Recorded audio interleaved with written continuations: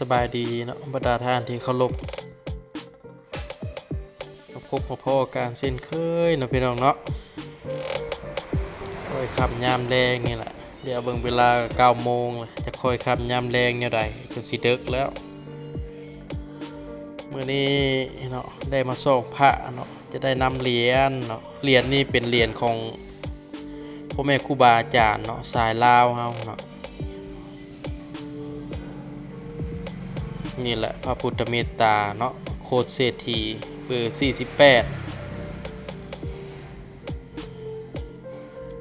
งามพี่น้องเห็นบ่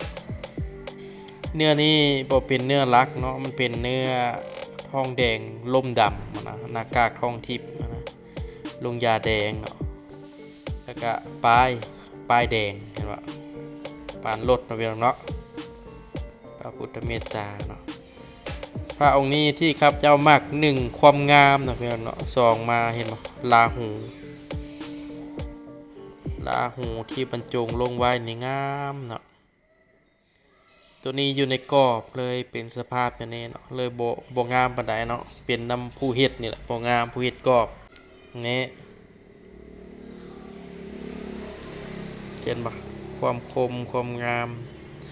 ตัวนี้เนื้อนวะเนาะพี่น้องเนาะเนื้อนวะลงยาเหลืองเนาะขอบเนาะขอบสีแดงเนาะลาหูลงยาพิเศษเห็นบ่เรียนจริงนี่งามพี่น้องเนาะอันนี้มันเป็นน้ำกองเท่านั้นเนาะเบอร์59เนาะ59 มมเนาะคือสิไว้ปานลูกปืนเนาะพี่น้องเนาะมักจะโดนแล้วเลข59นี่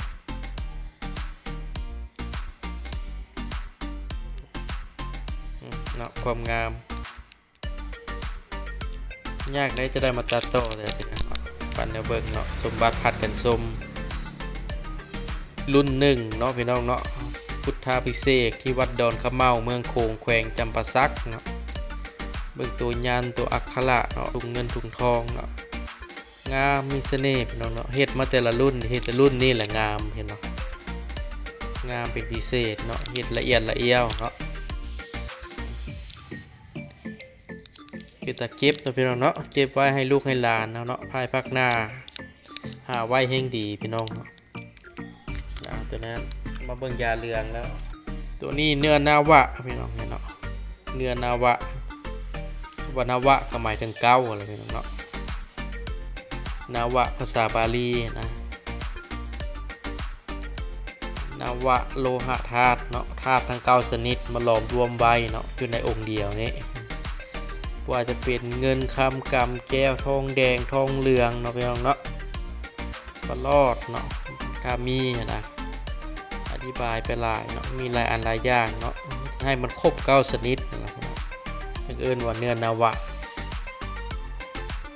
งามพี่น้องเนาะโลท่าใส่กรอบมาใส่เห็นบ่รุ่นนี้นี่ลาหูงามแต่พี่น้องเลยลาหูตัวจริงนะเห็นบ่งามเป็นพิเศษเป็นตาเก็บแล้วก็เป็นตารักษาเฉพาะเนื้อนี่บ่เห็นออกมาเลยเนาะออกมาในรายการนะรายการรุ่นเนื้อนะเห็นบ่เลข2โอ้เลขงามนะพี่น้องเนาะรุ่น1พระพุทธเมตตาโคตรเศรษฐีเนาะเลขกำกับเลข2นะพี่น้องเนาะนะสา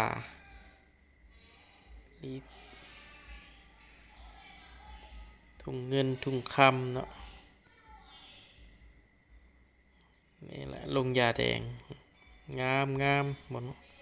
บ่มีบอนติพี่น้องเนาะถ้าเข้ากรอบนี่แห้งเต็กเฉพาะเนื้อที่ให้เบิ่งกินนี่บ่เห็นนะพี่น้องเอ้ยอยู่ในวงการนะบ่เห็นเนาะออกมาปล่อยนะเห็นอยู่เขาเจ้าทายสู้กันแต่บ่เห็นเนาะออกมาปล่อยตัวนี้เนื้อนี่หยาฟ้าเนาะงามเนาะทุกสภาพเหรียญเนาะเบอร์16เนาะตัวนี้พี่น้องทางน้ำป่ามาจองเอาไว้นะหากยังบ่ทันมาเอานะคือเพิ่นจะลืมนะเนาะหรือว่าคือจะบ่ได้กลับมาเอาเนาะบ่เป็นหยังเนาะเอาเก็บไว้เนาะเก็บไว้จะเป็นการดีเนาะตัวนี้มีห้อยยานน้อยอักขระเนาะของปู่เนาะณสาลิติ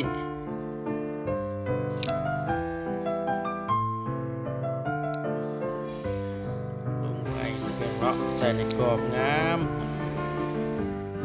รุ่นนี้นี่อนุญาตเนาะเบิ่งหน้าตาลักษณะผิวพรรณงามเนาะของหลวงปู่สาสุตโสติการเนาะงามพี่น้องจะบอกลูกบอกหลานหาไว้เด้อเนาะเพื่อเป็นสิริมงคลเนาะให้แก่ครอบครัวต่อมาเรียนพระอาจารย์สุเพชรเนาะเป็นเนื้อตะกั่วตัวนี้เนื้อแซน้ำมนต์เนาะเลขโคด422ส่วนเลข244ปล่อยไปแล้วเสียดายอยู่มาเบิ่งแต่ละอันแต่ละอย่างเนาะสับเปลี่ยนเวียนกันไปเฮ็ดเป็นรายการ YouTube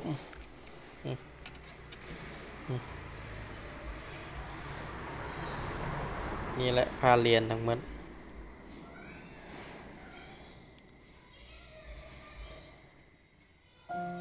งามพระอาจารย์สมเพชร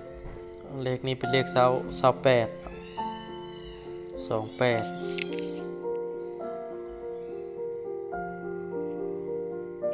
งามตัวนี้ก็เป็นพิเศษเนาะห้อยจานเนาะได้กระปูมาโดนแล้วเหรียญนี่จิบไปรักษาไว้เห็นบ่ทางอักขระที่บนลงงามเนาะ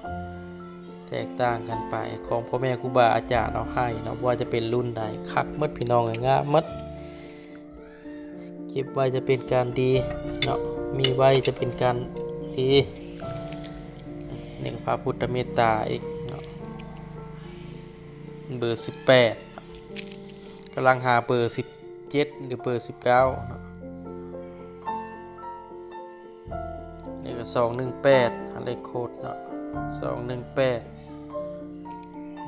นี่ก็เบอร์18งามนะ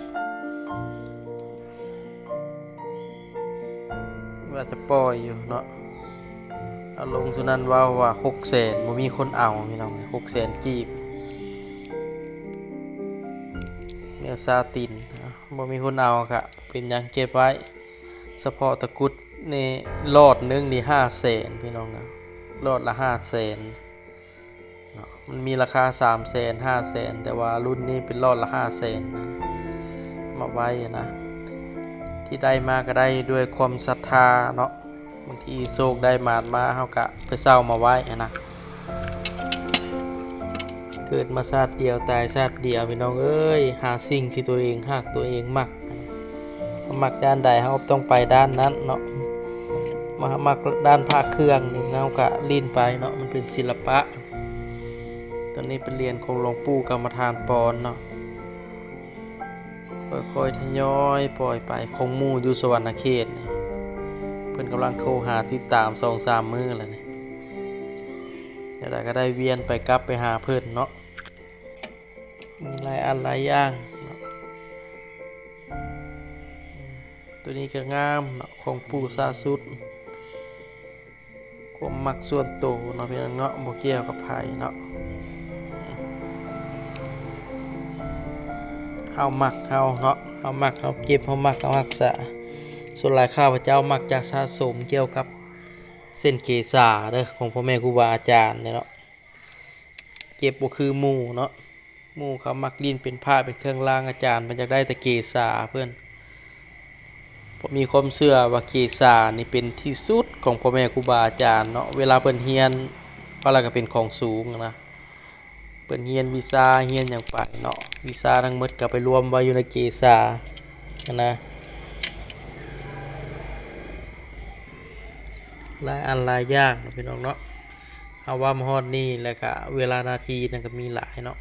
ขอโจะไว้สำนี้ก่อนมื้อหน้าพบกันใหม่เฉพาะมื้อนี้สบายดี